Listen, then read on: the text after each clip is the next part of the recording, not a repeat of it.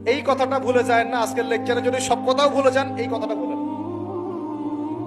আল্লাহ পাক তার নবীকে বলছেন, হে মুহাম্মদ বলেন সাল্লাল্লাহু আলাইহি ওয়াসাল্লাম, তোমার উম্মতের কোন ব্যক্তি যদি আকাশ জমিন, পুরো আকাশ জমিন সমান গোনা নিয়ে আমার সামনে দাঁড়ায় কিয়ামতের মাঠে, তোমার উম্মতের যে কোনো ব্যক্তি, নর নারী যুবক যুবতী যেই হোক না কেন, সাদা কালো ধনী গরিব, হুএভার হি ইজ, তোমার উম্মতের যে কোনো ব্যক্তি আসমান জমিন সমান গোনা নিয়েও যদি আমার সামনে দাঁড়ায়, কিন্তু তার আমল নামার মধ্যে শিরিকের কোনো পাপ নাই। কোন পাপ নাই?